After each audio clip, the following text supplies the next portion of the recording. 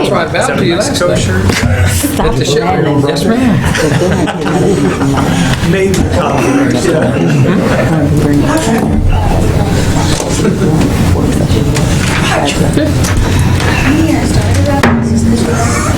I call the June 22nd, 2020 work session meeting of the Mexico City Council to order. Miller, Yes. Hay, Yes. Briggs, Yes. Shivers, Yes. Williams, Yes.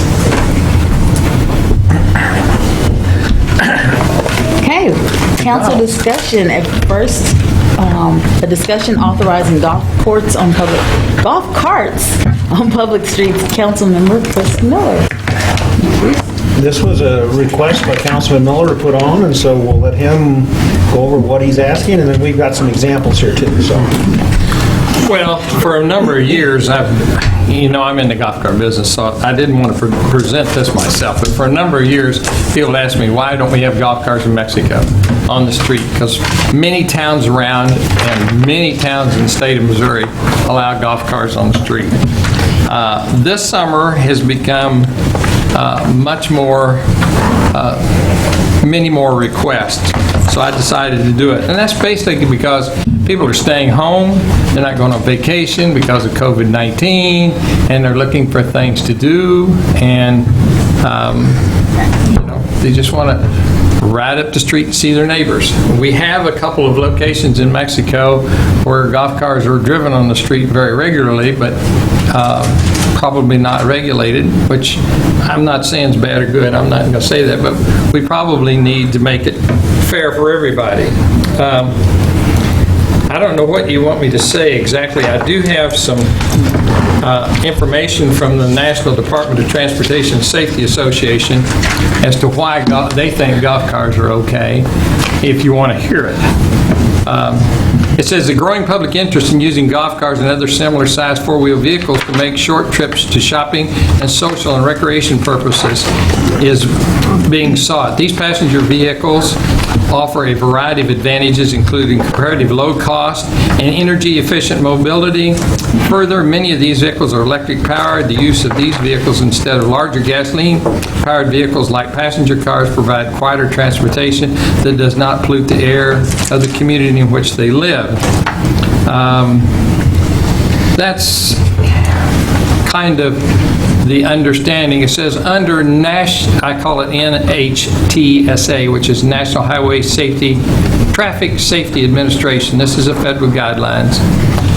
Interpretation and regulation. So as long as a golf car and other similar vehicles are incapable of exceeding 20 miles an hour, they are subject to only state and local requirements regarding safety equipment. However, if these vehicles are originally manufactured so they go faster than 20 miles an hour, they are treated as motor vehicles under the federal law. Similarly, if a golf cars are modified after original manufacture so that they can achieve 20 miles an hour or more, they are treated as motor vehicles. Further, as a motor vehicle, they are certainly classified as passenger cars and must comply with the federal motor vehicle safety standards for that vehicle type. Anyway, that's kind of the nutshell of what the National Department of Transportation has to say about why people want them. And as I said, many towns around us and many towns in Missouri have adopted golf car on the street law rules. I presented to the council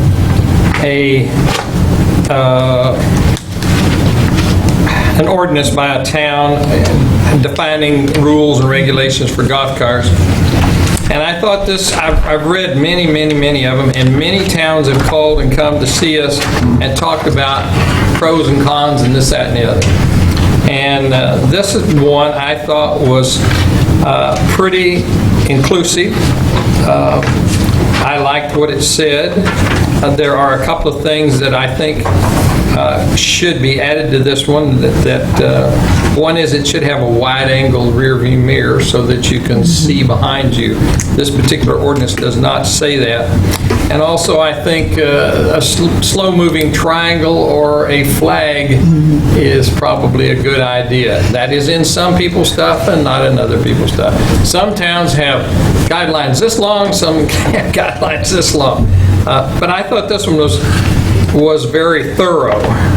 It says golf carts can't be operated after sunset or before sunrise unless they have head and tail lights and brake lights and turn signals. And a person has to have an operator's license to operate the golf car. Can't travel on a street with a speed limit of over 35 miles an hour, but it can cross a 45 mile an hour street.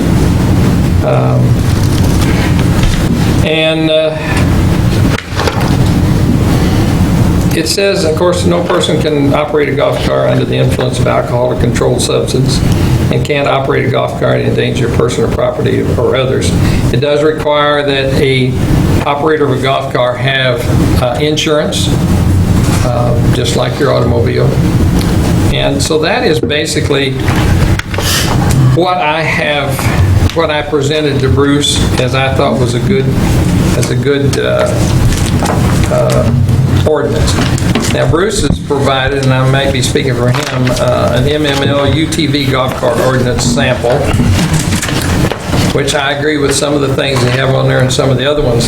UTVs probably needs to be looked at as a unit by themselves because they go from 20 miles an hour to 65 miles an hour. And according to the National Traffic and Safety Board, that puts them as a passenger car, and they need to comply to other things that a golf car would need to comply to. And of course, in between there is a class called LSV, which is low-speed vehicles, which are vehicles that run between 20 and 25 miles an hour, and they have to comply to all of the automobile safety requirements, such as glass windshield with wipers, it's unbreakable, and a high visible brake light and rollover protection, 3-point seat belts, four-wheel brakes, turn signals, high and low beams, all those things, which that's a different class of vehicles. So there's really about 3 classes of vehicles here. One's golf carts, one's LSVs, and one is UTVs. At this time, my request for the council to hopefully approve is for us to allow golf cars, and I have no problem considering the others, but I think I'm not prepared at this time to address all the things that are involved in it. If you read the National Highway and Transportation Standards here, they have some fairly strict standards on UTVs, although the state can change all that. Are you waving at me? No, I'm just saying. Oh, are you waving at me? Anyway, that is kind of what I have to say. Some towns require a sticker, which has a fee to it that the city would collect. Centralia being closed is $15. I think Lake the Ozarks is $30. In both those cases, you have to bring your vehicle to the police station with your insurance, which has to be carried in the golf cart just like in an automobile. And I guess they inspect it and you pay your fee and you get a little license sticker for your car. In fact, we were working on one today from Perry, and I took a picture of it and I was going to print it off for you all. I forgot, but it is on my phone. And it says alternative vehicle, I believe is what their little license said. But those are things that we can decide if we want to charge or not charge. Now, why is a golf cart better than an LSV for the people of Mexico? If you're not real familiar with an LSV, again, as I said, you can pass that around if it stays out. An LSV is a low-speed vehicle. It complies to the automobile requirements. But one of the high objections to it is it's very expensive. I mean, these people that are wanting to do this are wanting to do it for fun. They don't want to own the world. An LSV is going to cost you at least $10,000, maybe as high as $15,000 for just a plain one. Also, the state of Missouri has decided that because it's running on the streets, which is not highways, but streets, they are charging $150 fuel tax on an electric vehicle because they were wearing out the streets. Well, you add a few of these things together and it makes it not quite as attractive as just having a little fun in your own neighborhood with your golf cart. That's basically all I have to say. I see your point. Yes.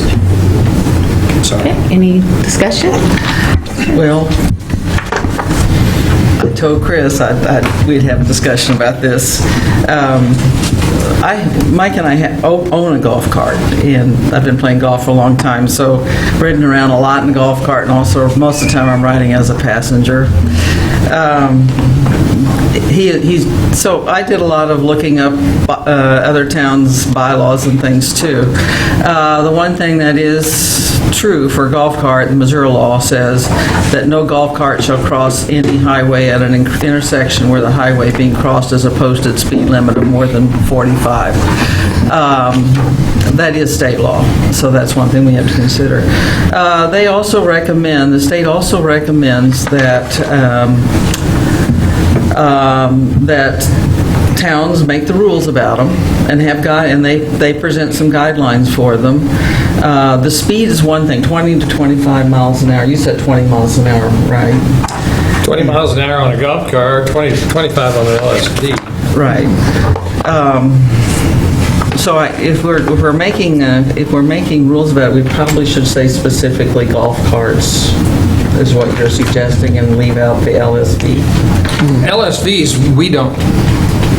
Susan and I had this, excuse me, Chief Rocket and I had this conversation years ago. LSVs we don't need to regulate. They're regulated by the state of Missouri. The Okay, federal so they government. fall They're an under like automobile. motorcycle law Yes. and all that stuff. Okay, gotcha. Okay. One thing, I went through the list. I also talked to some of my women golf friends who also ride golf carts around with their husbands. And, they probably are a little more conservative in their views maybe than some people are with what they think about golf carts. Another thing that says in the guidelines, they should have VIN numbers, they should have headlights, they should have front and rear turn signals, tail lamps, stoplights, reflectors, mirrors, as you suggested. Windshield, you did not say that, Which, yeah, it's a, but yeah, I said I didn't read for the full requirements because I thought you all read. I just said. I'm reading from the Missouri Golf. Yeah, it requires a windshield. Okay. And we had a little discussion about seat belts. You're saying the federal guidelines say no. The federal guidelines are very plain, and this one I gave you, It has seatbelts. huh? It has the seatbelts on there. No, it says, a golf car operator and any passenger in a golf car shall wear a properly adjusted and fastened seat belt, provided the golf car is equipped with such seat belts. Golf cars are not equipped with that, and the National Highway and Transportation Safety Board says, such a requirement in a golf car as presently manufactured is not necessarily going to provide increased safety to occupant, but may enhance the risk of injury or even death if the occupant is restrained in the vehicle by a seat belt assembly upon rollover. Engineering consensus is seat belts on golf cars are inappropriate, as in the case of motorcycles, ATVs, snowmobiles, and personal watercrafts. Golf cars are equipped with standard hip restraints and handhold restraints located towards the outside of the seat. However, the handhold does not prevent the occupant from jumping or leaping out of golf cart to avoid further injury if the golf car is about to roll over. For these reasons, the NGCMA submits that in lieu of seat belt requirements for a golf car, a handhold and hip restraint should be required as set forth in ANSI NGCMA ZI 1.1. You're talking about the handhold that you're up here. Handholds here. Handholds here. There's handholds on all the newer cars at this point. But they say, and I know that all the golf car manufacturers do not put seat belts on a golf car. Are they available? Yes. We at my company will not put them on.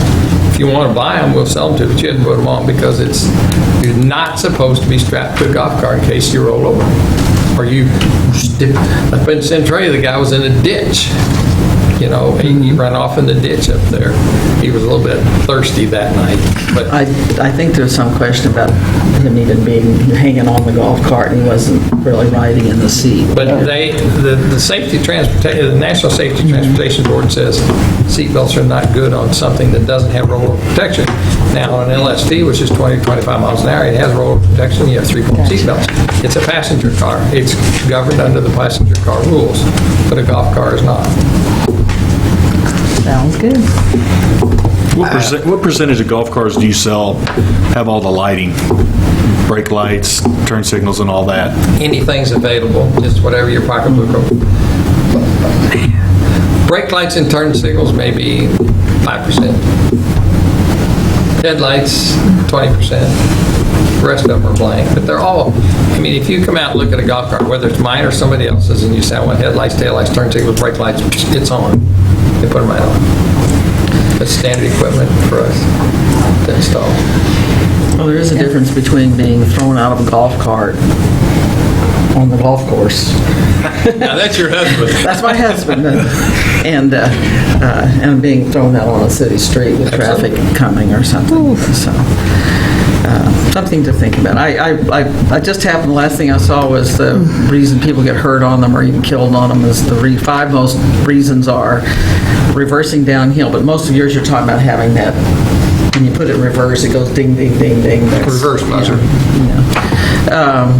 Drinking, alcohol, drugs, racing or horseplay, which is a little bit more of a concern with younger drivers. Younger?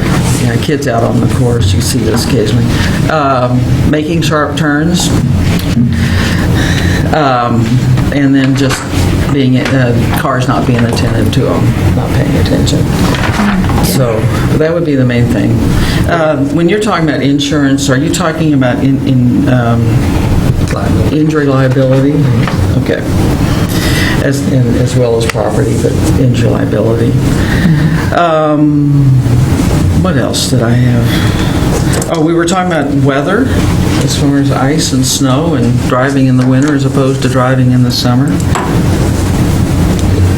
Well, I can't believe that anybody's just going to get out in the middle of the snow and go for a ride in their golf cart. But as I told you, we do make chains for them. But I mean, that's a pretty cold weather vehicle. It's a warm weather fun vehicle. I can't see anybody doing that, but they could, I guess. In response to your accident thing, the last 5 years there's been 726 golf car accidents.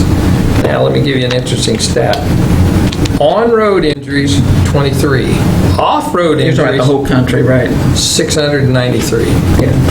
So the on-road injury is pretty short compared to, maybe that's because the off-roads are thirstier. Well, I'm going to pipe in. So that's an interesting stat because I don't know how many people know this, but out on Z or ZZ just last year, there was 6, 7, 8 people got hurt on a golf cart. I don't know, they had to medevac people out of there, and you're shaking your head. You know what I'm talking about. Did people die in that? I mean, it was bad from what I gather. That was UTV, wasn't it? No, it was a golf cart. It was a golf cart. And 8 people were on it? What Yeah. what road were they on? A road? They were that was on regular Z or ZZ out there somewhere in See, the they're not allowed to farmland. be on. No, I know, but Yeah. just interesting. You're not though, allowed like- to have more people in a designated Yeah, seat yeah. either. Right. I just thought it was interesting because I wasn't even going to bring that up. So you said 20-something people all last year, and I'm like, well, 8 of them happened right here then, like. So I don't know how that all worked out That's there. probably one accident, not people. This is accident. I think Chris is telling me there are a lot of people that are using in the city limits anyway. No, yeah, I have people And it just seems important that we have adequate rules for using them. I'll say I have no problem with it. I've talked to Chris before. One of the things about having people register them, check the brakes on them, but also if they register them, you could also then give them the information about the rules in town. Because people might hop on them not having any idea what rules they are when they drive them in town, or what roads they have to avoid and that sort of thing, so they can be educated about them. I think it sounds pretty good. The only thing I'm going to That's say what you about it is I have no problem with the golf carts. I think if we're going to do an ordinance with golf carts, then I think you have to include UTVs, come up with some ordinances on that, because actually UTVs they have more safety gear, they have restraints, they have a rollover cage. I know a lot of people in town have them. They use them out, not in the city, but they use them around. I know they do go faster, but I think there's a clamoring for that. I think if you do golf carts and you don't do that, then you're going to have people questioning that, especially, no offense, Chris, but you own a golf cart coming I understand that. So, the look of it, if we do one and we don't do the I other. think I very plainly said that I have no Yeah. problem doing UTVs. I Oh, yeah. just don't have all of the information on UTVs because I hadn't investigated that. No, you did. I'm not, nothing against what you're saying. I'm just saying, because I've had several people, when they found out this was coming up, have contacted me, and they've specifically said UTVs. So, that's the only thing I would say, and I agree with everything else Chris said. I think you should have a flag. I think you should have the turn signals. I think you should have the insurance, all that good stuff. I think if you're going to be out on the road, you got to have all that stuff. So, and I know people use them because before we went to lockdown, I had several of our customers actually come in their golf carts. They park their golf carts. And They must have taken. I'm not the saying any sidewalk. names. I'm just saying They it didn't happens. come on the road. They took the No, grass. but they're not. in the back. Yeah, that's what they They did. went through private property. Yeah, That's what it was. That's what it was. Do we yeah. not have ordinance on UTVs either? Well, just in some comments in general. One is, at current, we've just stayed with, the state rules basically say you don't permit them unless you've made an ordinance to do so. So currently, we have no ordinances, so therefore they're not allowed, any of them, okay? That's where it stands. What we've included in your packet, of course, is the information that Councilman Miller had provided.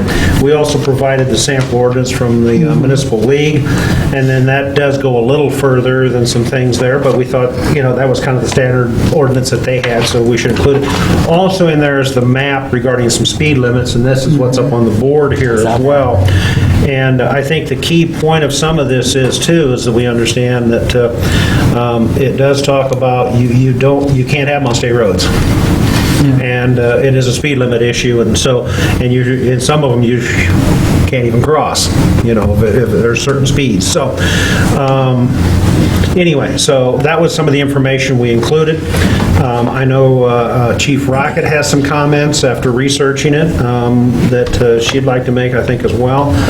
But in general terms, if it's your choice that we should try to put something together based on some of the criteria you've talked about, in essence, what we'll do is put together an ordinance that would cover that, and then we put it on the regular agenda to bring back for you to discuss further and go through the ordinance then. So I have a question. So all these roads highlighted, they wouldn't be allowed on, right? Is that correct? Because I was just thinking some of these roads, I'm like, no. Even though the speed limit Yeah. might be 40, no. Well, you can't run on 40. Do I? You can't ride on 40. It would have to be 35 and under. Gotta be 35 and under. Even some of these that, like, if you get up near the red light up there. So I think most of these have been Intersection, highlighted, yeah, or the you know. example of state roads, so you couldn't be on. And you Yeah. can't cross over a road that's Yeah. more than 45, right? 45. So pretty much you can go anywhere in town, you just can't ride on the state roads. So how they got to McDonald's, I don't know. I can tell you. I can tell you too, but I'm not going to. You can get there without being wrong. All you got to do is come up Teal Lake from the west to the, whatever that restaurant is there, 54 Diner, and drive through their parking lot, end up at McDonald's. You've not been on the road. You're on 35 all the way. Yeah, no, that's how they're coming, but right now, they're not supposed to be on Teal Lake Road. Well, it's 35. No, but we don't have an ordinance, right? So Right. they're Well, I not understand. supposed to be there at all right now. Well, if it's an LSV, they are. And it looks just like a golf cart. It's just got different safety equipment. So Chief Rocket does have some comments. Yes. Chief Rocket?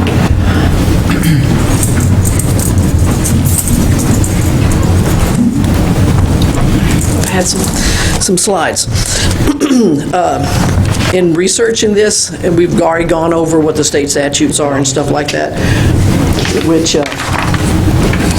we are aware of. Some of the concerns that we have as public safety is that the National Highway Safety Institute doesn't believe that golf carts should be permitted on the roads with cars, especially on roads with higher speed limits. They're not crash worthy, and an SUV, for example, can weigh 3 or 4 times what a golf cart weighs. The main cause of injuries that come from them, oh, thank you. That's the state statute, if you want to look at that, is being thrown out of it because they have no restraint system, and 38% of the injuries that come with golf carts are from that. They're open-sided, they provide no protection, no safety glass windshield, that kind of thing. And thirdly, impaired driving is one of the major causes too. In essence, carts are being used outside of the industry standards for which they're made when they're taken to the road. We believe that enforcement and regulation would be a further distraction. We currently are battling the ones who want to drive lawnmowers as cars and use those on the roads. And that can be covered under a agricultural allowance with the state law that they're going from place to place to mow lawns. However, a lot of times they have the mower deck is removed and they're using it as a car, so we have to constantly battle that. There are also all kinds of other Frankenstein vehicles that people make, go-karts and that kind of thing, that are a constant hazard, and we have to stay on that all the time. They're a hazard to other drivers, that the permittance of golf carts would open the door to all these other unsafe vehicles, such as ATVs and the lawnmowers and the motorized play vehicles. I think that you brought that up earlier, that we have an ordinance against motorized play vehicles, which were back in the day when they came up with these little miniature motorcycles and things like that. So they're already legislated against. And some of the other concerns that we have on golf carts were designed for golf courses, and they were made to be operated at up to 20 miles an hour. They have different handling than golf carts. They lack safety equipment. They don't have any allowance for steering wheels to collapse like cars do. They have no airbags, that kind of thing. In 2 side crash tests, the smallest passenger vehicle allowed on U.S. roads hit a golf cart at 31 miles an hour, and the crash dummies recorded indications were seriously debilitating or fatal injuries to the driver. They don't have crumble zones, so they have energy absorbing steering wheels. That's what I mentioned that. They are vulnerable because they are smaller in mass, shorter in length, width, and wheelbase.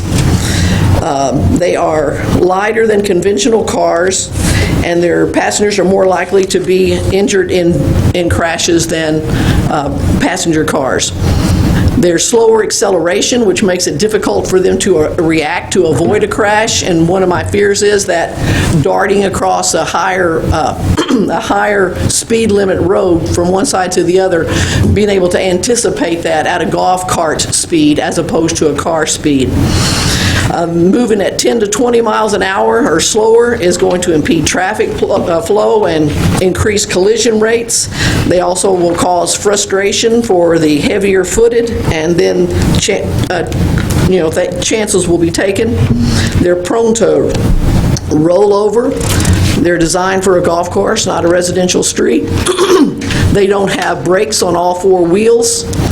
And another concern is that the surface conditions of the streets in Mexico are not conducive, with uneven surfaces, dips, ridges, potholes, buckled pavement, rolling valleys on brick streets with bulging, scarred areas associated with street repairs, grade adjustments, as well as sunken or extremely protruding manhole covers. There's no separate cart lanes. In one example of a village or a town that was planned for golf carts is the Villages of Florida, and they have had 12 golf cart related fatalities in 6 years in a town that was planned for golf carts. So they're that. one occupant of one of the crashes says he was hit and was pinned between the road and the golf cart, caused compound fractures to his leg and abrasions to his leg. But his opinion was that if he had not been wearing a seatbelt, he wouldn't have survived the crash. He would have been thrown out or thrown into traffic. Also, if it does roll over, it does not have a crush-proof canopy, a rollover bar, or anything of that nature. And 1,000 Americans a month are seriously injured or killed in golf cart crashes. So, the use of golf carts on streets, what kind of risk do they pose to the public safety of the town? And there is a risk of liability and potential injury on the backs of everyone who's driving within the city limits if we take it upon ourselves to allow that. And to allow that could be deemed as gross negligence. A lot of the towns around us that do it are much smaller than us without the traffic that we have, or they restrict it to certain neighborhoods, which I don't understand that would be that much safer, but that is a consideration. So I'm not trying to get all the way out to Walmart in my 20-mile-an-hour golf cart, that kind of thing. But we see them as a hazard. We don't see that they bring any benefit to the city with the risk and the liabilities that they would not outweigh. And so as part of public safety, we would not endorse, nor recommend, nor support the use of golf carts on the street and all of the doors that would open up to everything else, and the mayhem that would ensue from every 16-year-old driving anything that's got a motor on it in town. Can I ask you a question? Do we regulate scooters? That's another whole inky mix right there, because of what is a scooter is under 49 cc's. Yeah, so if it's under 50 cc's, it falls into a totally different category that we don't have any control over that. Well, you mentioned all that and got my mind thinking, and I was actually out, so I've been riding my bike all over town, and I ride out Fairground, and not Fairground, but that would be out to the industrial park. And I saw a guy just yesterday, he was on his scooter out there, and cars were just flipping around him. And so, you made some good points, because in my head, I'm thinking when I ride my bike around town, like that whole road, I could see that being a problem road. Because cars, even those speed limits, supposed to be lower. The cars are flying up and down that road all the time. And if you're going to have slow-moving vehicles like that scooter was, that's why I was asking, because the scooter was just, I thought it was a motorcycle from afar, but as he got closer, I was like, no, and he passed me and waved. I was like, you're on a scooter. Right, and scooters are a hazard. And, I think that the golf carts present undue dangers and hazards. They're inherently unsafe for the purpose of being on the street. I think the perception of them not being a real car, and therefore an alternative for impaired drivers, and people think that they can be drunk and drive a golf cart on a street and it's okay, and that is definitely not the case. And the same thinking emboldens young drivers to recklessness. They would be darting across. Not too long ago, I was on my street coming home late at night. It was dark. And I can't even make out what is in front of me. When I finally get up on it, I see it's a golf cart with a man and a little boy on it. No lights, not a thing on it. When I lit them up, they took off and went between houses where I couldn't follow them. But that is my experience with golf carts. And this is a grown man with his own child, I'm assuming, on the cart with him. So that's the mindset that I'm looking at.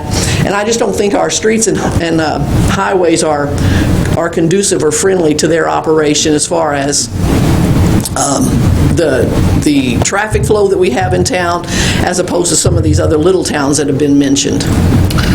Yeah, First of all, little towns, city of O'Fallon, 150,000. But they are restricted to neighborhoods, right? No, they're not. They're restricted to where there's some places they can't go. Okay. But they can travel all downtown, anywhere, and that's a huge town. That's just an example of a big town. And I'm not saying you're wrong, I Yeah. understand, I'm just saying that. Second of all, they're a hazard. Are they a 20-mile hazard any worse than the bicycles we have with no lights that run around? And that is all regulated by the state as well. Bicycles are regulated by the state already. Don't have to have lights. They can't do it without reflectors or in lines, right? Okay, what about wheelchairs? What do they fall under? They ride down the middle of the street. They often do, and mostly because the sidewalks are not ADA all compliant. And, that's a different being in a wheelchair. I can't even equate that to a fun ride in the neighborhood on a golf cart. Well, I mean, there's been wheelchairs where there's kids been standing on the back bars of the wheelchair, powered wheelchair, and it goes down the street. Yeah. I'm just, and you brought up lawnmowers, because we all know there's lawnmowers with wagons on the back of the grocery Yeah, store. and we stay after that all the time, too. That's what I'm saying. This would just be, I just see it as a huge distraction for no redeeming value, and I think it would be a huge threat to safety and drivers on the road and all that kind of stuff, because it's going to be a problem, and I can't imagine one of those golf carts getting on Lakeview, and I just can't, it's just not, it does not pose a good picture to me. I'm with you when I start thinking about some of the streets. I mean, in the neighborhoods, I get it. I could see that. But like Lakeview, especially getting out towards the industrial park, when shift changes happen, change is and you crazy. got tons of cars coming all through there, and 18-wheelers coming the down. big ditches. Yeah, I mean, just you brought up some good points. I mean, I'm not saying I changed my mind or anything. But I think it's something to think about. Maybe take a meeting and say, hey. But, yeah, and it think really about it. scares me, the opening of the door of everything in the world getting on the road and trying to share our roads with cars and big, tall trucks. Ask you a question, just to Yes, ma'am. clarify something. If their golf carts are not supposed to be allowed on the city streets now, right? So if you stop a golf cart on the street, do you ticket them, or do you just tell them to take it home and put it away? It all depends. About the second or third time I stop you, yeah, you're probably going to get a ticket. Okay. But you might get the courtesy of a warning the first time. Can I ask a question about, so you mentioned insurance stuff. Is there anything, would that affect us as a city, like the regular people's insurance, if we added that to, you know what I'm saying? Like, if you add a different kind of vehicle on our roads. According does to that what affect I've read, our- yes. That affect the insurance rate, me in a car, would Right. that raise my insurance maybe? Because I've got to worry, now there's a different aspect going on our streets. I don't know, I'm asking, and I'm looking at you because you're the one that always deals with the insurance. I don't know if you know or anything, or maybe something we can look into. It's maybe something we can find out. Are there any statistics out there of cities that have allowed them? And we're talking accidents here. I mean, I don't know how many accidents there are in the city limits of Mexico every year, but are there other towns that have statistics out there, like they allowed golf carts and all of a sudden, wrecks went up, I don't know, 10% or 20%? I mean, I don't know if they have them about that. I've looked for all kinds of other things, and I think one of the most telling things that I saw is most of the information that is on there when you Google this stuff is coming from attorneys. So there's a lot of litigation that is inherent with the golf carts on city streets. Are you talking about cities being sued? Yeah, and that's what I was trying to bring up earlier about the negligence of the city by allowing them to be on the streets. I think it's something to think about. You talked about some of these cities, that do allow it and limit it more. And it may be, I could see, like, if we're going to do this, maybe we don't let them on Teal Lake Road. Maybe maybe that's one of the roads that we say you can't go on. And I just keep then thinking of then that the road, police I'm are like- going and like, okay, there's a golf cart. Okay, let me check first. Is this is this a restricted street? And, there's a whole lot of stuff that goes with that. It goes back to what is the redeeming value of this in the first place, that we want to bite off all of this potentially hazardous happenings and the liability and all that goes with it, when I'm not seeing a huge benefit coming back to the city for that. Okay, well, I appreciate your information. I think one of the things that we as a council need to decide, one, we need to take in consideration all the information that's being presented. And definitely, if we choose to move forward and try to present an ordinance to see if it passes or no, making sure that each of us do our due diligence of researching and getting answers about insurance, and some of the other things that have definitely come up tonight. I know I definitely have a few more questions, even though I lived in a community that had golf carts. I lived near Myrtle Beach. I think that's what we need to figure out right now. What is our pleasure? Are we wanting to move forward? Do we want to bring this back to maybe another work session where we can have some more information about it and research it before we move forward? What is y'all's pleasure? I think we should at least take a meeting, take 2 weeks and think. That's my Well, we can't vote on, we said, this is just whether or not we're going to, if we want to bring it back later to vote on. We couldn't vote on a work session if it was passing or not anyway tonight. You're talking about discussing it Right, later. that was the question. Yeah, I kind of think your options, as the mayor's kind of laid out a little bit here, is that, do you want to bring it back to another work session, go do more research, bring it back for more discussion? Are you ready to say, hey, let's bring an ordinance forward? Or are you ready to say, no, we're just not going to deal with it? I think it's That's worth- where your options are, I think. Me personally, I think it's worth more discussion. I think there's information that we've asked that probably would be good to get the information and then make a decision going forward. And I will say personally, I come into this and I was like, hey, I don't have a problem, but, the chief brought up some valid points that I think you need to think about, so.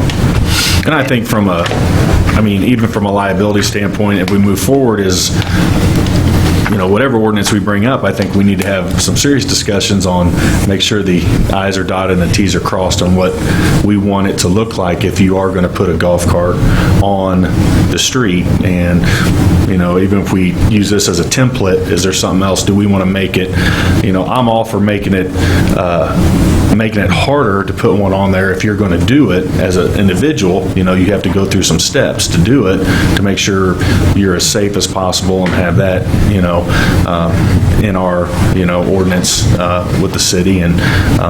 But yeah, I'm all for studying it some more and making sure if we do go forward that we have something that we all like and feel that is safe for the people in the cars and for the city. So may I get a motion, please? I make a motion. We're in work session, we won't need a motion. Oh, we don't need a motion? No, it would be consensus that Consensus? I'm hearing two at this point. Two. About bringing it back for further discussion into the work session. Sure. Okay, so that's consensus to put it on Consensus, that's and right. bring it back and do a little more research. You guys will have a chance to research your own and we'll bring it back. All right, moving on with the work session. Discussion for final design of pool renovation plans. Yay.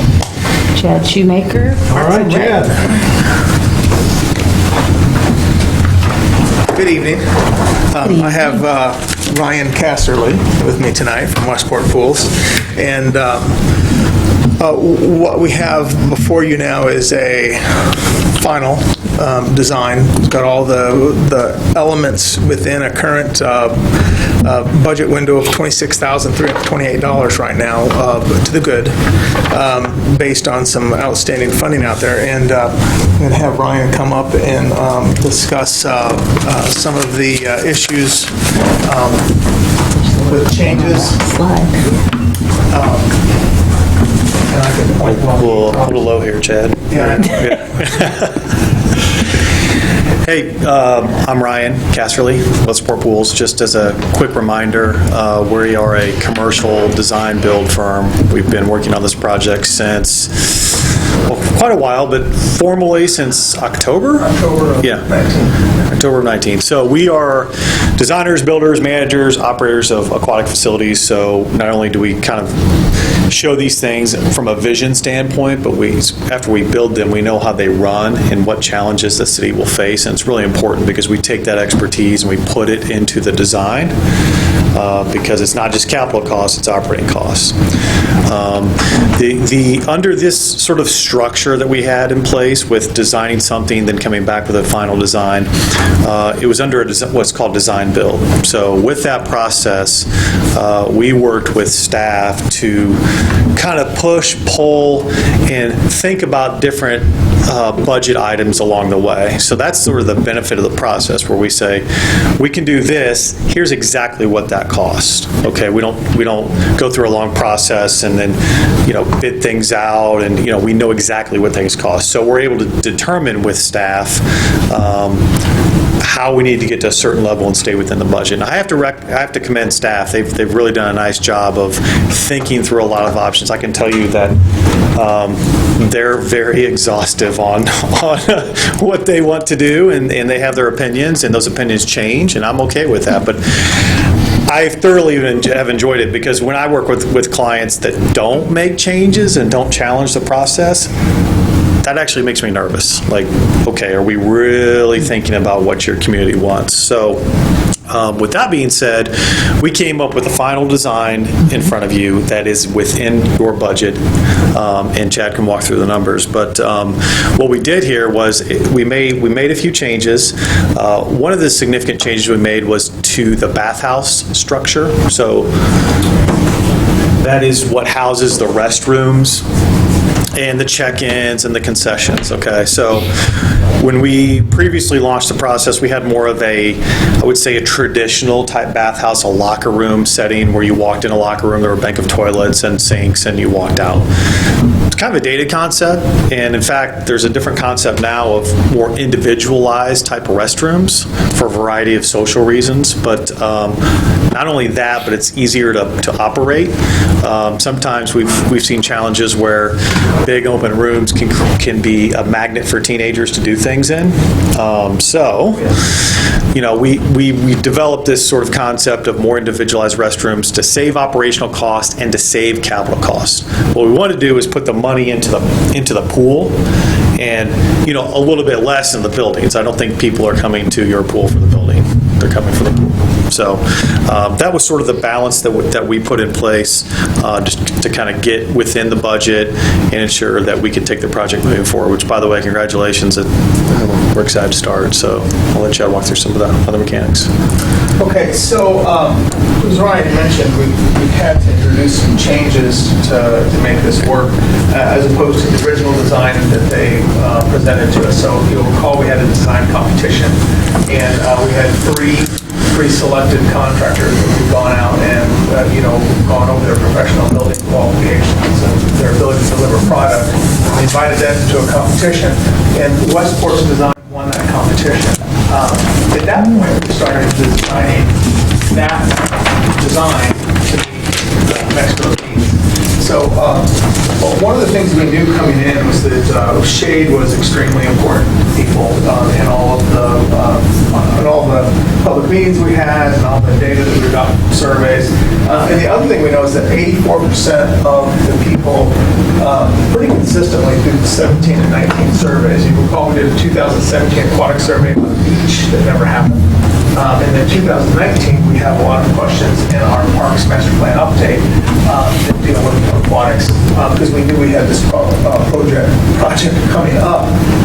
And those numbers stayed pretty consistent with the 2014 Master Plan survey, that about 84% of our users are using the pool for leisure recreation. And that's not a big giant surprise to anybody. We have a swim team in town, and that's an important constituent group, and it was felt that it was really important to have the 25-meter pool, and 25 meters what they need. Unfortunately, we originally started with a 6-lane 25-meter pool, and at the point we're down to a 4-lane 25-meter pool, and instead of gutters and skimmers, which does change it's not a competitive pool, it's a 25-meter pool that you can't compete in. The differences in between a gutter pool and skimmer pool are small bits of seconds for most owners. Yes. But if asked what they want, any swim team's going to ask for gutters because in their world, that's the best. So it's like, having a GMC or Cadillac or the exact same model, there's probably really not that much difference. So that was a change that we had to make. We added this fence across here so that we could host the swim team more often as a concession with that, so that we have the ability to close this part of the pool off. There's a restroom that was added here so that we could have that available and still have this part available to the public for use. We had a drop slide designed in here, which is something we asked Ryan for. Unfortunately, in the end, we just couldn't afford it. These are expensive products. I think the drop slide was $138,000. Correct. And we just couldn't swing it.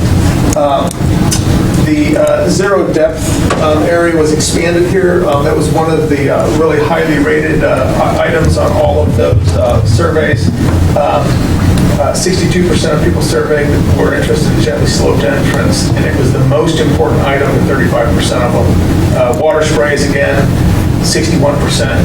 So it was a big item of interest to them, and 28% was their number one. 40% wanted a renovated bathhouse. So this is really hitting the numbers, as far as what we've gotten from public meetings, what we've gotten from data over the years. So that zero depth was expanded a little bit. There was a basketball area in here that was cut out, and that basketball goal was moved over here, so we'll still have the activity. It's just not in a dedicated area. And this allowed them to be in the same depth of water, actually, than they were going to be over here. And then, of course, the pool house changes Ryan talked about.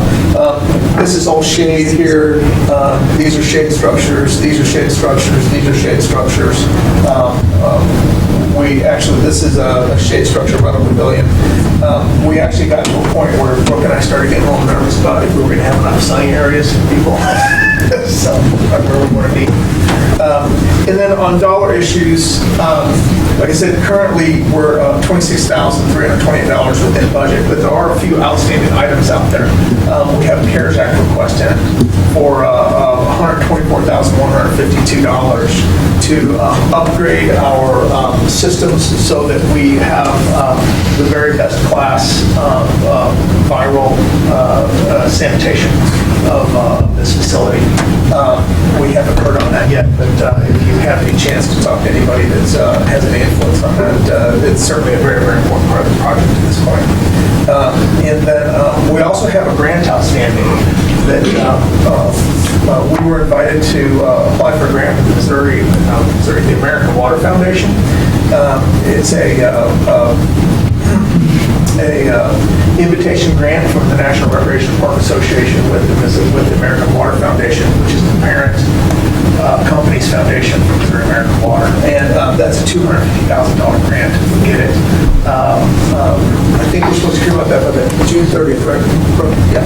So June 30th, we should know about that. If we are awarded that grant, we'll have to come back to you with an acceptance for that $250,000. It will mean that there's a change in this facility and that the splash pad here that's included in the facility would get moved out separate.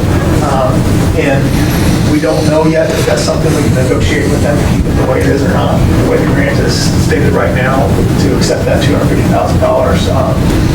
that's a big chunk of dollars on this for us. And it would reduce our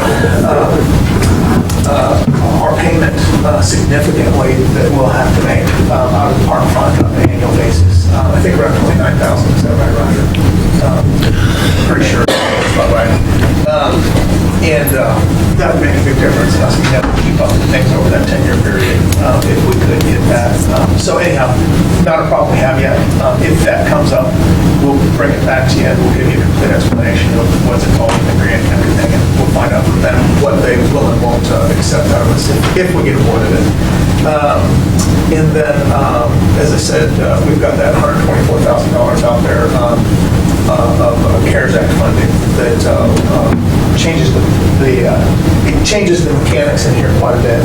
If that comes through to the good. And those are things we need in today's world. So, questions? Yeah, where's your diving board? Show me again. Diving board's right here. Okay. Yeah, and we didn't have a diving board in the original design. Correct. It's a $29,600 item, is that Yes. right? And when we met with the kids at the At heart, yeah. at the JAG club, JAG class, they universally, the teenagers said, you have to have a diving board. And we asked them specifically, well, what if it's the difference between a diving board and a slide? And all universally, 100% said diving board, which really surprised us. The younger kids were more on the slide end. The older kids were more on the diving board end, and their attitude was just there was a lot more they could do with it. So there's more throughput on it, you get more people to an hour, and we do have a slide here on this structure. That's what I was asking Which about that. we've held, for smaller kids. So, and they'll have the climbing wall, and they'll still have the, what do you call the rope swing thing? Aquazip. The Aquazip. Like 14.9. Yeah. So again, we can offer all those features for that age group for far less than we can offer in the slide. And there is the possibility we could put a run-out slide in the future if we had a donor come along that wanted to drop another $250,000 in their pocket down the road. During the construction, we will lay an extra pipe through here and an extra return pipe through, an extra suction pipe and return pipe through here, so that if that ever came about, we would have the ability to do that as a retrofit in the winter time. That's a $200 fix. Do it now, For the future. So, we certainly, as we're looking at the actual designs, we're certainly keeping those kinds of things in mind. So I guess my question is, so you got rid of the drop slide. Yes. You lowered- It would have been right here. Right. The diving board would have been right here.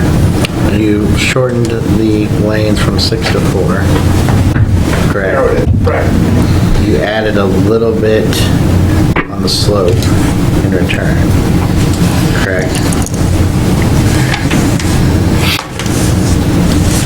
And so my question is, was the $128,000 slide just not thought about correctly? Because it doesn't seem, I don't see a lot added to I see a lot taken away. You took away 2 lanes, you moved the basketball to the other part, you added a little bit of slope, and you added a fence, and that's not $128,000. So I'm like, The drop slide was a request that came out of the public process, basically. So what we did was we went into that public process and we asked people, what do you want, what do you need? And we added those things onto the project. And then we came back with as much as we could get built with the budget that we were given out of that public process. Is that fair? So the drop slide wasn't addition during that process. Is that explained? So that was $138,000 addition during that process. Yeah. And it was just more than we could swing out of other savings, if that makes sense. The diving board, we were able to swing because it's only $29,000 add. Does that make sense? How tall is that diving board? It's a 1 meter. 1 meter.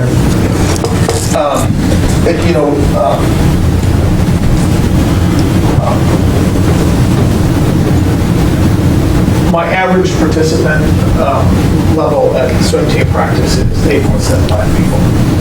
So the amount of money that we're already spending on this is pretty out of scale to the rest of the project.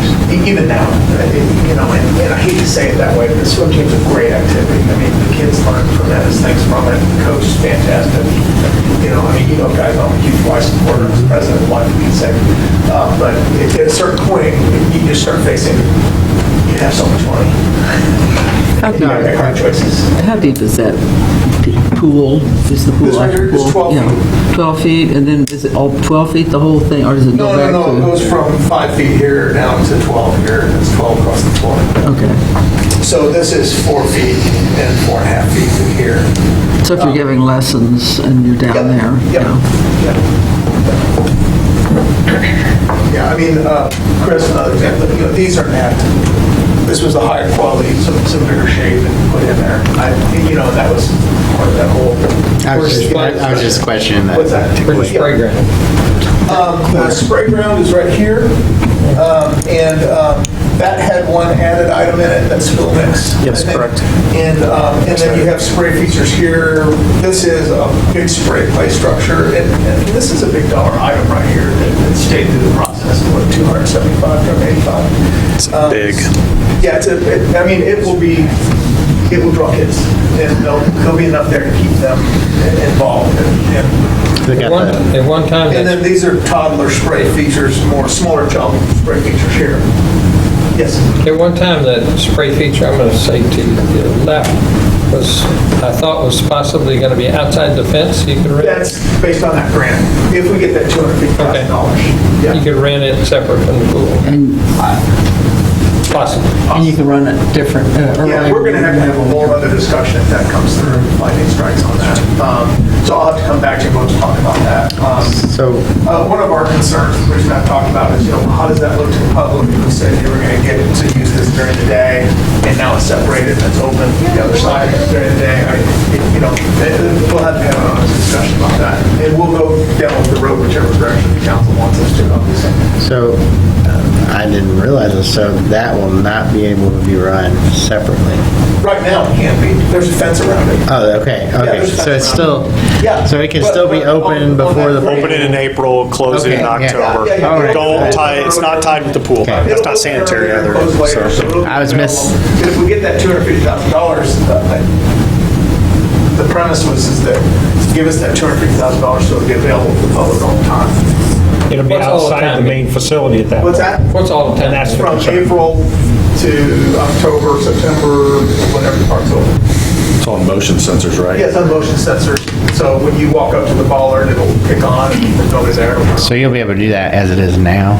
Yeah, you can Yes. do that as is now, Okay. but the plan right now is to have it open to the pool while the pool's open and open Right. to the outside when the pool's closed. I was just misunderstanding, because I was like, well, that's a big cell that we had. Yeah, You no, could I use mean, that it's, more. you So know, I'm like, right. whoa, we can't use it except when the pool's open? We're Like- structured to build this even on the park budget side, and I think everybody was aware of that going in. Oh, yeah. Maybe not Steve, sorry. But, so I mean, we're still looking for creative ways to come up with dollars to, have something besides the citizens next door make sure. So, I'm super impressed with what you guys got going on. I hate that the slide left. But, well, we you do know. too, but, you only have so much money, you gotta stay within the budget, and we beat Brian down very mercilessly. I'm 2 inches shorter. Doesn't look too short. But Yeah, I'm 2 inches shorter. Trust me. My kids who are teenagers say I am shrinking, but I don't know where to get that.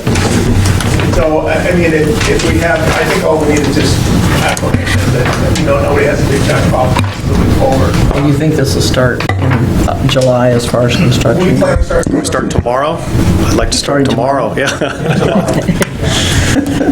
We gotta wait and see if those grants come in, and then we'll go on forward with them.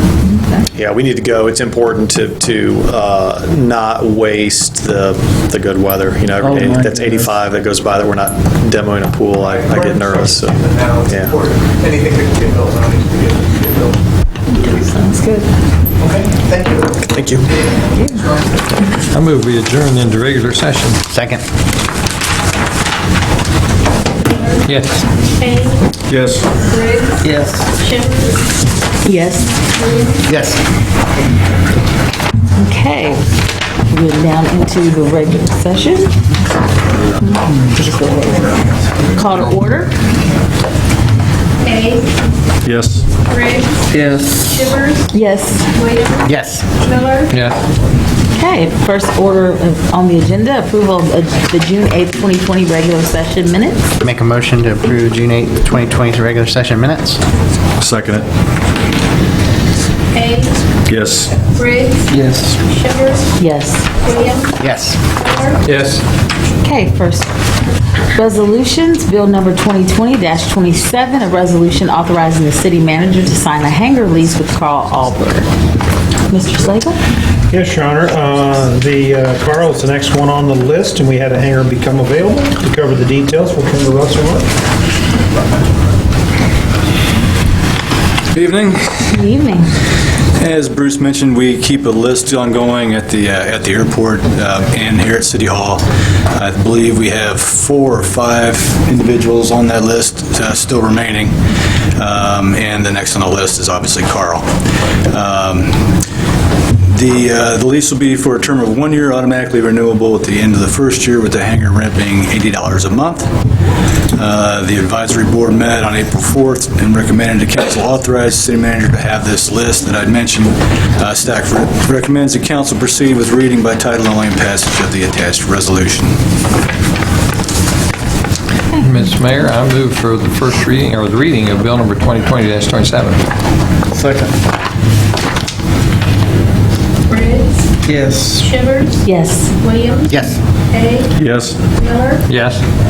Bill number 2020-27, a resolution authorizing the city manager to sign a hangar lease with Carl Hubbers. I move for passage of bill number 2020-27. Second. Briggs, Yes. Shivers, Yes. Williams, Yes. Hay, Yes. Miller, Yes. Okay, bill number 2020-28, a resolution authorizing the city manager to execute an agreement with J. Jacoby for the operations of the Mexico Memorial Airport. Mr. Slagle? Yes, Your Honor. Every 3 years, we do look and accept proposals for management at the airport, fixed-based operators, some people call them. And we did receive the bid once again from Jay, which is the only bid, to cover the details once again. Yeah, as Bruce mentioned, Jay Jacoby was the only individual presenting to be the manager at the Mexico Memorial Airport. He is highly qualified. He's a pilot himself, has a lot of passion for the operation.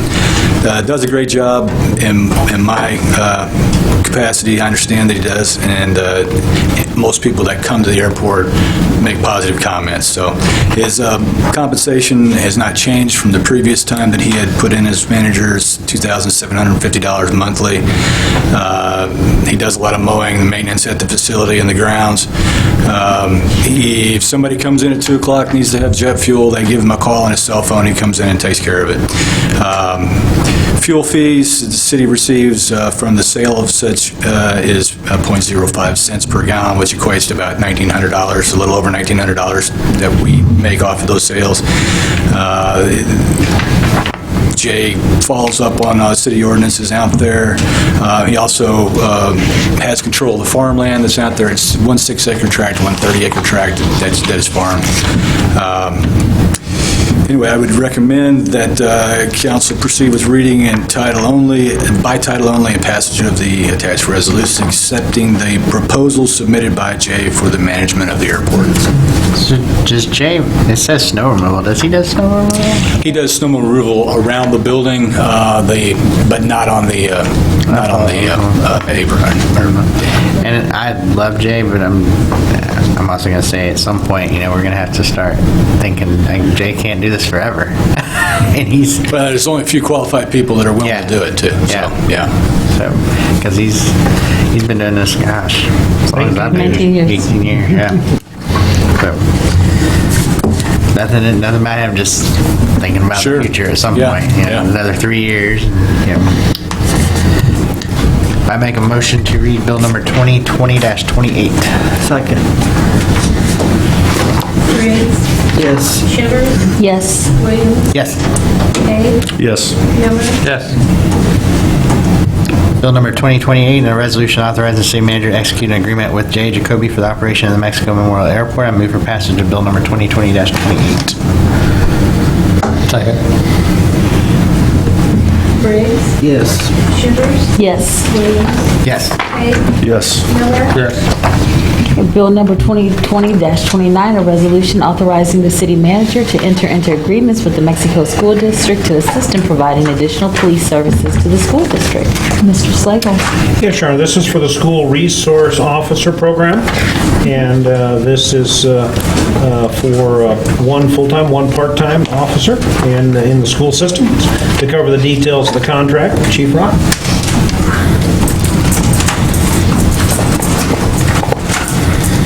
Surprisingly, nothing has changed in our agreement with for the SRO contract. And we recommend that we enter into the agreement providing a full-time and a part-time school resource officer and continue with what we've been doing in the past. I was going to say about that, so I saw today, actually, ACLU is trying to push schools not to do this now. Right. So that's A. But B, I hope they really want them there, because there are some employees of these school districts who have made comments online who I question if they want them there or not. But that being said, I'm all for it. So. I move for a first reading for bill number 2020-29. Second. Bill number, Briggs? yes. Shivers? Yes. Williams? Yes. Hay? Yes. Miller? Yes. Bill number 2020-29, a resolution authorizing the city manager to enter into agreements with the Mexico School District to assist in providing additional police services to the school district. I move for passage. A second. Briggs? Yes. Shivers? Yes. Williams? Yes. Hay? Yes. Miller? Yes. Okay. Bill number 2020-30, a resolution authorizing the city manager to sign change order number 1 with Flowmaster Construction for the 2020 concrete project. Mr. Slagle. Your Honor, yes, this is a change order to the contract to add a couple of projects to our concrete contractor for the year. To cover the details of what we're proposing is Drew Wolford, staff engineer. Good evening, Council. As Bruce mentioned, Flowmaster Construction was awarded the 2020 concrete project. This change order covers 2 different projects, one being a new entrance to Garfield Park on Green Boulevard, and the other being an expansion of the brush yard concrete slab.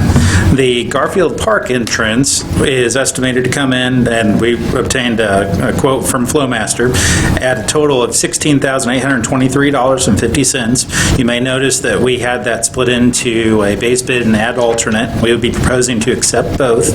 We have about $25,000 budgeted in the 2019-2020 budget, so this would meet what the city budgeted. We also had budgeted $12,000 for the brush yard expansion for this. Is that right? 12,000? I'm sorry, yes, apologize there. And in that case, the estimate provided by Flowmaster came in a little over that, so we proposed to use project reserves for that funding. The 2 are independent. They come from separate funding sources, so I do want to make that clarification.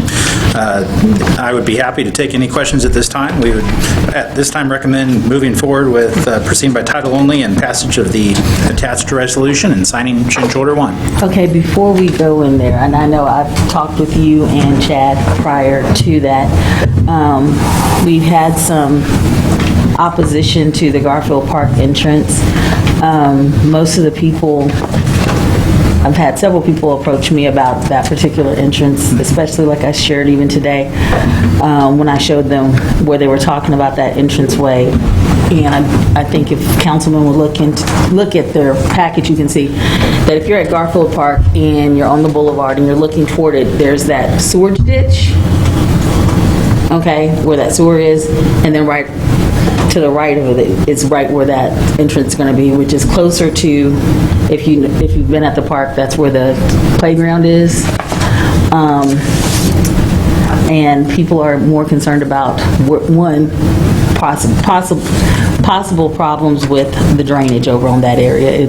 Garfield is known for flooding, as well as the fact that there's going to be pretty much a straight entrance, or the entrance going in off of Boulevard, that one, we don't have it going into anything at this point. If you talk with Chad, we don't have funding at this point. Right now, our primary focus is on the swimming pool to even put a parking lot or anything at that point, which means it will be an entrance into the park and not, in fear that kids could just run off into the thing. We do see the need. People, what I talked to, are definitely on board with having a handicap accessible entrance to the park. So that's something, so one of the things that was suggested, and we know we've gone back and forth with it, is possibly looking at a different entrance if we were going to come into the park. possibly almost across from where AP Green, that section over there would be. There's a little more open space. And I know some of the concerns that they've always said has been the ballpark, but I'm not a baseball player, but even if you put an actual field, around it, I think we'd still have plenty of space over there. My concern is talking to people from that community. They are definitely against this particular entrance. And I know Well, when I looked at it, and I live in that neck of the woods, I didn't like where the entrance was when I saw it, just because I think there's a better natural flow somewhere. Now, and then my other one was, where's the cars going to park when they come into the entrance? Are we put something down there? So if I can- Eventually. You were saying eventually we're going to. And so I don't know, because you have that hunting field turn that's not probably 50 yards from there, so you're going to have a turn in there, and then the hunting field. And I like the idea of more towards AP Green. I don't know how it works logistically with if we're going to put a parking lot and stuff, but. Well, our original entrance request was across from the AP Green right-of-way, and we made changes to the design after our first public meeting down there, and we got some feedback on that. And there were some, which is probably actually closer to the parking lot, closer to the playground than this one is, and that was one of the reasons we made that change.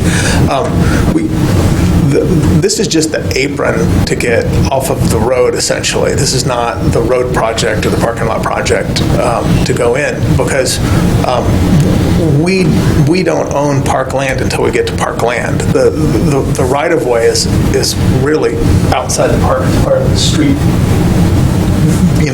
infrastructure. And so this is a first step so that we have that street infrastructure in place, so that when we come back around to you, we're not having to propose a giant project where we're having to do this part and this part and this part all at once. Dr. Shives and I have been working on this, and we'll continue to work on it regardless of, what decision we make tonight. And,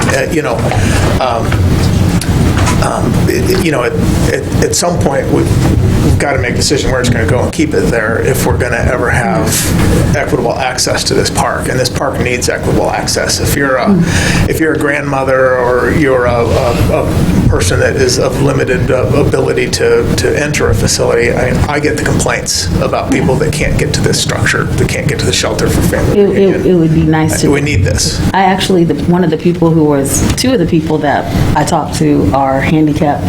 One's in a wheelchair.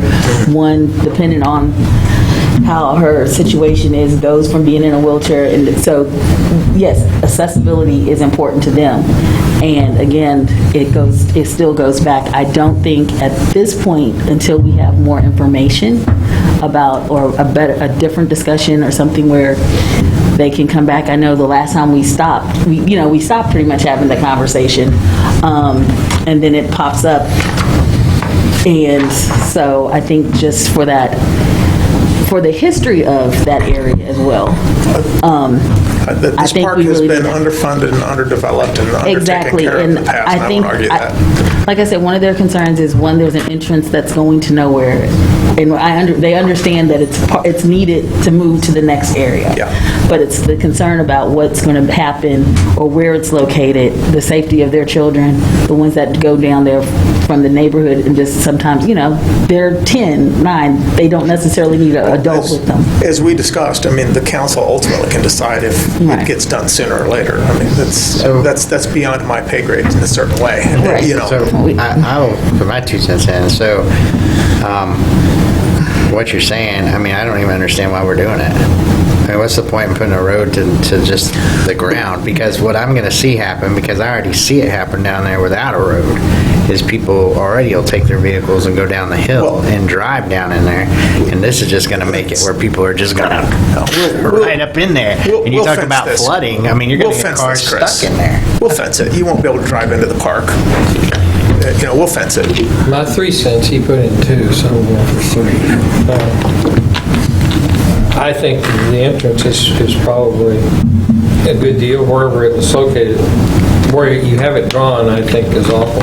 If you are on a hunting field and you're watching that curve, people come around that curve pretty lickety-split.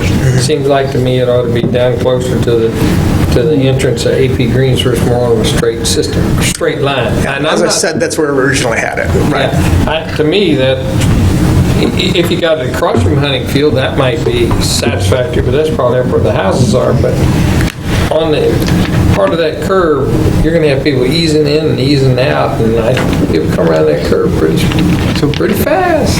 So why was it moved, if it was originally across, I'm gonna guess it was across the entrance to AP Green, correct? That's Yep. right. Why was it moved? Was it the state didn't want to have it there? I mean, because isn't this the state has to approve? No, that's it not was, state it was, road? it was simply, it's a state route, but I mean, that had nothing to do with it. We had some discussions with people from the neighborhood, and a lot of people didn't like where it was, asked us to find another location if we were Well, going to they do were it. afraid, I can speak on that. Yeah. So there was a couple of things that, he's being honest on the fact that it is. And there's a lot of unknowns with this project, and so I think even when he was meeting, they were very grateful that you were even, taking the time out, and I appreciate that. Is looking at some of their other concerns was, you look at the basketball court, you've heard, and that's been a big complaint. So they were like, well, if you bring it in there, is that going to mean that you're going to definitely take that basketball court, or what are we going to do there? It was the questions like he addressed earlier, like Mr. Shoemaker said, will that impact the ball field, in hopes that one day that they do go ahead and build it up to be it's a nice place to have a ball field. And it was just so many unknowns that I think it got moved from there, and then it ended up over here, but it wasn't necessarily they liked that place any better. It was just, I think at that point, the question was, is there an alternative to having even a parking lot down there? We discussed that. And We so they discussed were- that at the meeting, that this was and an so that- alternative we could work They were with. trying, if the issue was, they were saying parking, was there a way to keep the parking off the park, period, and figure out another way of doing that, when that's why we had that, Drew did a study over there about making a one-way street on that, from, I forget those two intersection streets. but- Tehran-Lou and, over the park. So pretty much where housing department, the Seminary, authority yeah. center around, where they could just park on both sides of that. So their heart is really, if there's no parking on the playground part or on the field, they're ecstatic about that, but they also recognize that there does need to be handicap accessibility and different things. And so yeah, I think that's where they got to that point. not having ADA access to this park permanently is not a defensible Yeah. position. No, and Sorry. like we said, no, well, that's why I said, everyone is understands Yeah. that. It's just right now, and I know that entrance definitely, when they Well, I walk mean, by, is- and if you move that entrance over to AP Greens, I'm assuming you're going to have a sidewalk probably to the shelter to comply with ADA. So if you move that entrance, I understand move that entrance closer and you make a It'll parking increase the lot. cost. Now I don't have to have as big of a sidewalk or, whatever, 100-foot sidewalk that goes over to. Well, if that roadway doesn't go directly in between the basketball court and the playground, you're probably looking at a pretty good extension of the road length by going over to that side. I think is one of the things we looked at. So, but I mean, that doesn't mean you can't do it. It just means, Yeah, I get it. just puts. I'm just thinking of traffic on the entrance location. Yeah. I mean, I know we can, make it accessible from wherever, so. Well, what can it be? I would agree with everybody. I think that location kind of sucks. Okay, I'm just gonna be honest. Okay. It's when I drive by, because it's where it's marked, right? That's where. It's marked right now. Right. Yep. And so I was just kind of like, because it kind of goes down, like, so I'm not quite sure. And I understand kind of where you're saying if we go way down, you do have some issues there, and I don't know how liability with the baseball field would play out. I'm real concerned about the baseball field. Like, can we compromise and put it in the middle? I mean, I don't, was there a reason you want it right there? Can it not be moved somewhere else? It takes up it takes up the least amount of usable parkland that you can really use for sport field and playground and things like that, because there's a stormwater swale that goes down through that area, and so that road would be parallel to that stormwater swale. So it's not ground that you can really use for a whole lot of other development in the future. That's one of the reasons. Were you worried about like it flooding on a parking lot if we put it there or something? Because you said something about that. Well, that was, actually, it was somebody, probably one of your neighbors. I don't know exactly where you stay, but I think she's more of your neighbor, was talking about even just the issues with sewers and different stuff. Anything that goes close to a sewer, it's something that that particular person is really concerned about. Like I said, the group that I was talking to earlier today, it's just that entrance, period. And so, What you just said makes sense to me, a lot more sense. Because you're talking about, like, I guess, if you look at it from that standpoint, if you put it down the side there, that's not getting used for anything right now, right? I mean, nobody. And there's a sewer line under there, so we If you can't put it straight develop much across along from, there. if you put it straight across from AP Green, you're putting it smack dab in the middle of the park. but I'm not trying to be funny, but they haven't used that part of the park since I've known it to be there. And not being funny, we haven't been able to build up the park for years. And I know it's great to talk about things that we're going to do, but right now we don't have money to do them. I don't see it's going to be a major priority for anyone in the near future to do the type of money that would need to go in there to really build that up. And so I think what was one of the concerns of some of the people that I've talked to about doing this entrance right now, when there's not money to go ahead and complete a parking lot or something that's definitive, too often things have started there, and then it's 10 years later when it's getting finished. We've talked about it, and I'm not trying to be difficult, but it's the truth of the matter. And I think just starting a park, an entranceway right there with, like I said, some of them are willing to work with some other locations or even have a conversation and do it and make that decision if we're wanting to go ahead and move something. But it hurts to the core when you hear people say, well, you know what, Mexico's still going to do whatever they want to do anyway. In the last 10 years, we've built new bathrooms, we've built 300 feet of ADA sidewalk, we've built a brand-new basketball court that's far bigger than the one that was there before, we've built a brand-new playground, we've painted the shelter, and we've got plans to continue working down there. And I agree with what people are saying, that there is a truth to that. For a long time, we could not make any improvements in Garfield Park, but that day is behind us, and we want to keep making improvements, and this is part of making improvements. But and I know we're working on the basketball court, but it's been, 3 years, 4 years since we made the change to it? How long has it been since? The new one? When we got the new one, the yellow one, when we put the yellow and black, the yellow and maroon on it. We built that court brand new before we put the paint on. Right, but what I'm saying is, and they were saying we did one and not the other. And so now you have one that looks really nice and one that looks, not being funny, jacked up. Yeah, I agree. And that's what they're saying. They're not saying that you haven't made progress, but they're saying a lot of times it gets piecemeal. When they look at another park and it looks like, and I'm not saying it's intentional, and I know it's not, but you see a project get started at Fairgrounds, it looks nice and pretty when it's finished, and it's complete. They look at Garfield and it still looks sometimes like it's happenstance. And I can't, that's the best way I can put it. I'm just trying to be honest about this. That's the impression. I'm not sure that's completely fair. I think we're having two. No, I'm saying that's the perception. I think we're having two different discussions here. Because on one hand, I'm talking, it seems like we're talking about an entrance, but on the other hand, we're talking about getting it finished. So, Can't finish it, but I can't start it. My understanding is there's no money to finish it, no matter where we put it. Is that correct?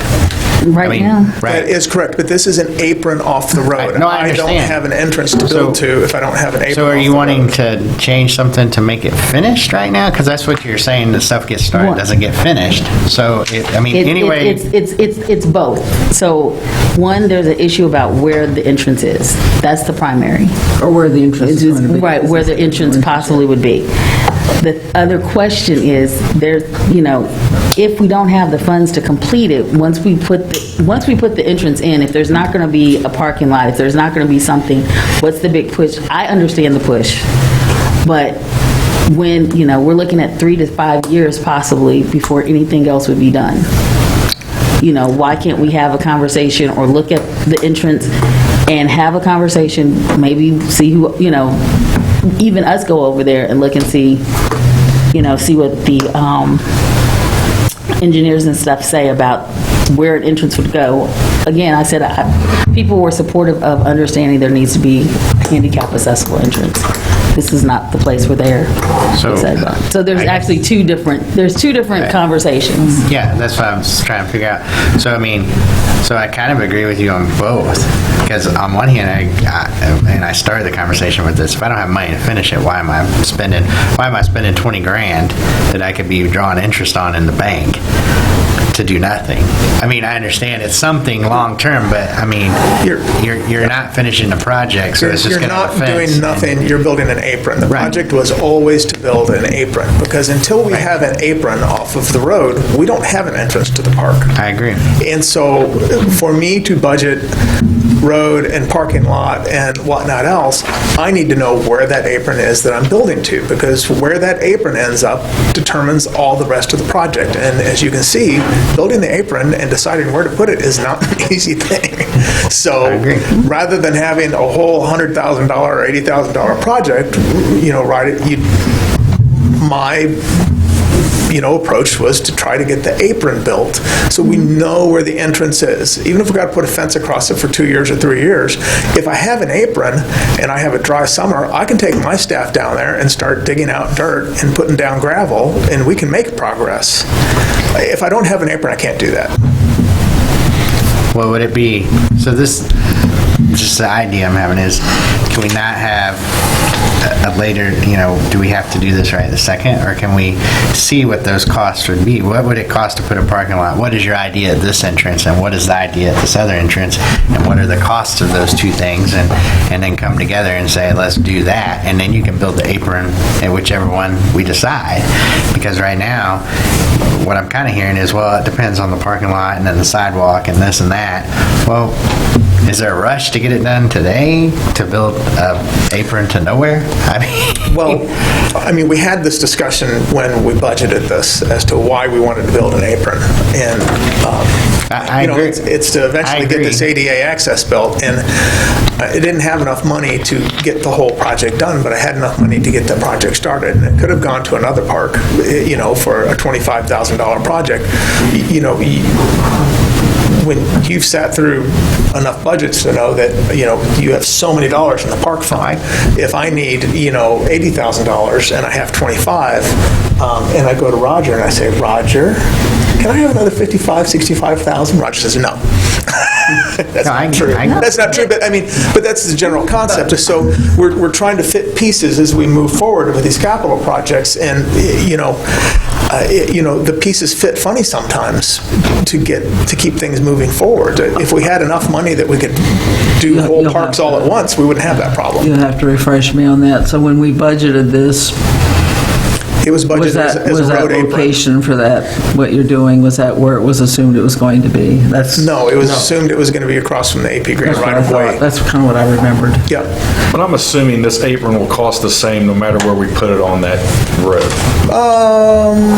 Somewhat. Without being, It's scalable. It's a scalable concept. Yeah, it may be up or down a little bit, right? Okay. Yeah. But the apron determines where the entrance is going to be, right? That's where your entrance is going to be. So it is important. It's important that we get it right. So is there a rush to do it today, or can we have a conversation and look at it? And, I've got a lot of people I can talk to. You can talk to people down there and get a more consensus, because I didn't know this was really an issue until tonight, to be honest. I thought this, this marked out there, but I also want to listen to the constituents. If they want to change it, then so be it, Yeah. So is the frustration that, from your people that were putting an apron and not a parking lot right away? Is that part of the frustration? The first thing was they really didn't want the parking lot, period. Okay. But understanding that what's needed and, moving forward, they'll deal. Yeah. That makes sense? Yeah. And then seeing where that was, and then as they looked at where that apron would go and how close it is to, if you go over there and you look, it's not that far away from the play area. That brought a little more concern.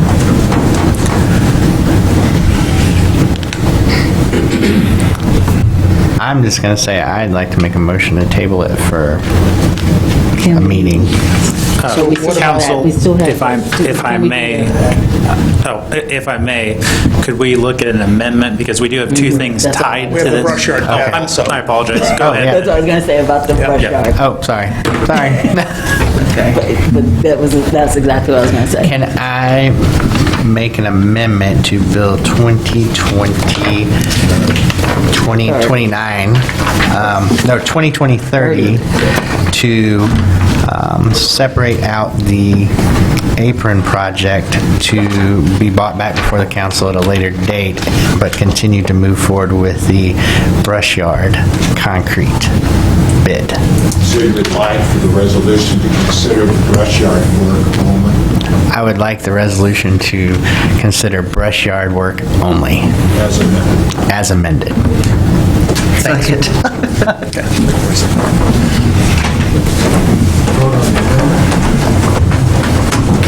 Briggs, Yes. Shivers, Yes. Williams, Yes. Hay, Yes. Miller, Yes. Now we'll need a motion to approve the resolution as amended. I need to make a motion to approve the resolution as amended. Second. who's second? Briggs. Briggs, Yes. Shivers, Yes. Williams, Yes. Hay, Yes. Miller, Yes. And as amended, the title would be a resolution authorizing the city manager to enter.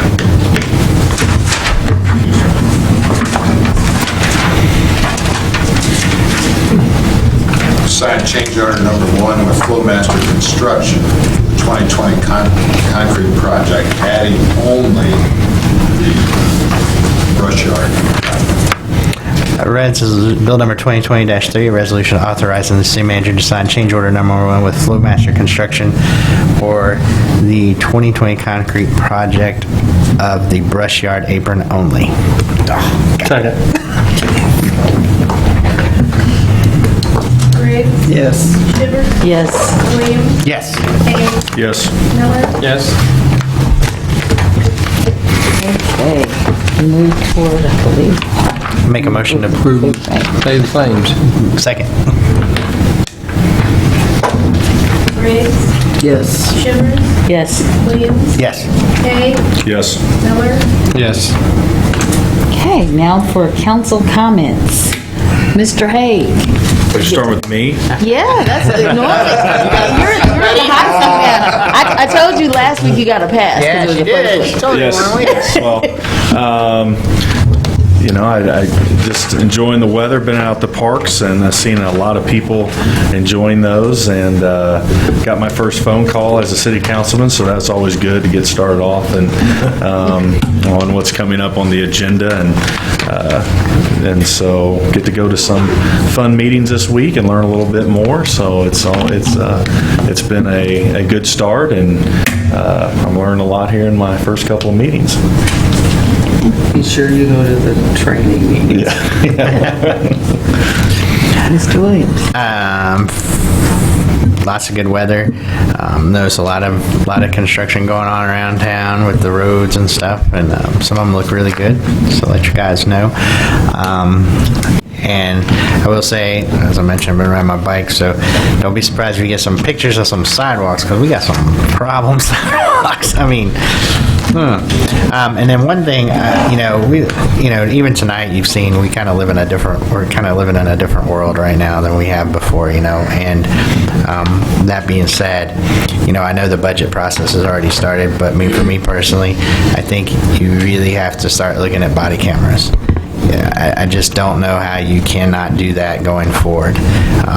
Everything that we've seen on the news and stuff lately has not been, one of the arguments is, well, we've got car cameras. None of these events have happened in front of a car.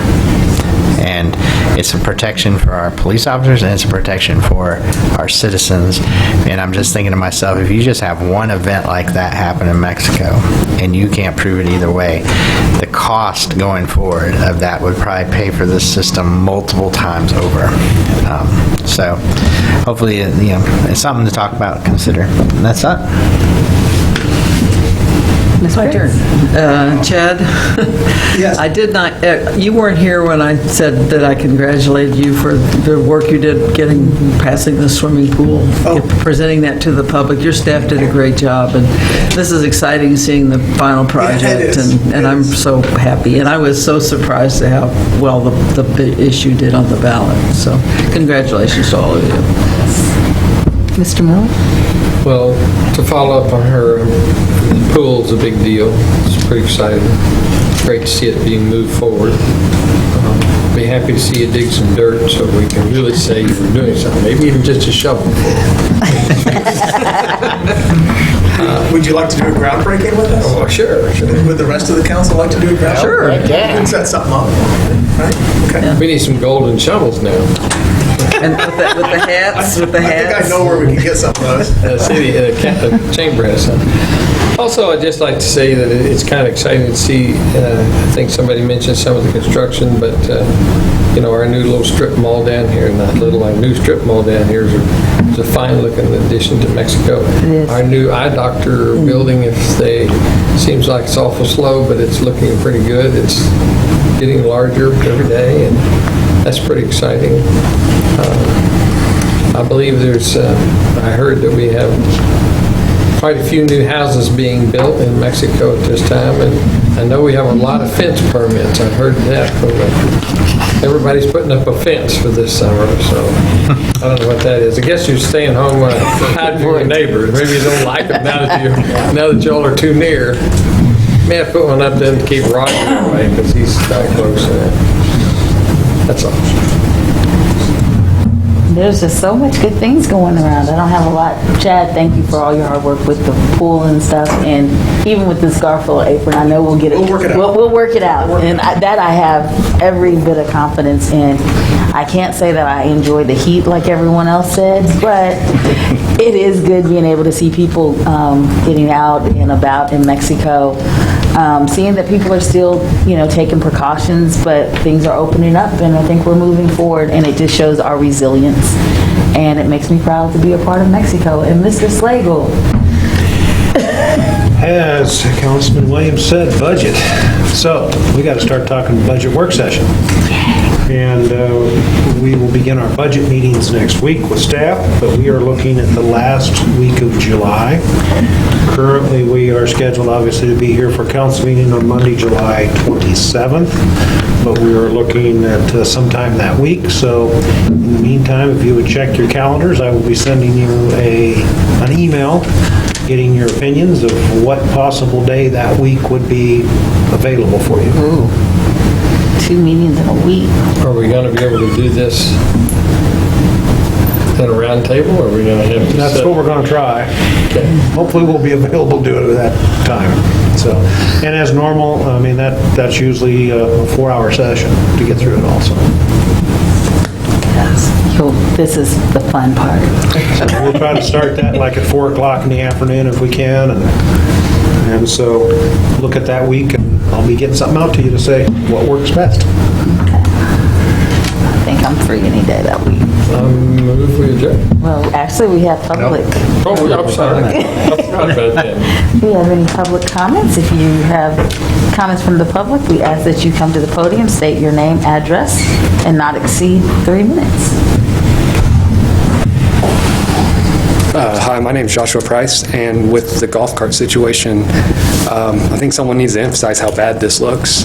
I question some of the ethics and some of the legality of the whole situation, and that's all I wanted to say.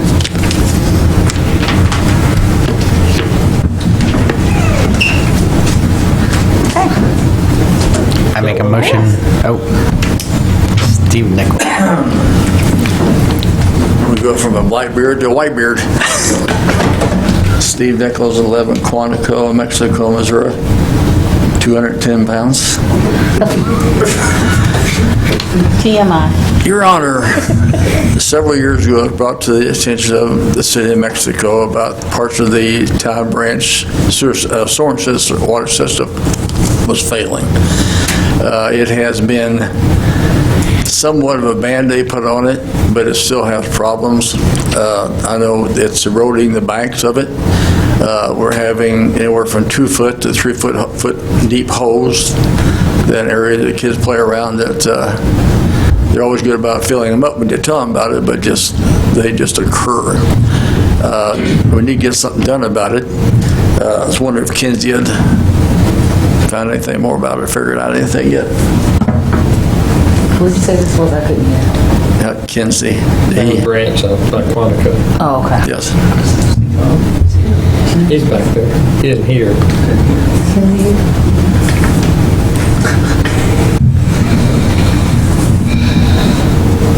There was a question, I didn't hear it. What's up, sir? Yes. Steve, Mr. Nichols, would you like to? Yeah. Steve and I have had a number of conversations. This is the portion of the town branch that is got concrete sloped sides and concrete bottom. It was one of the very first portions, as I understand it, that was built along the town branch there.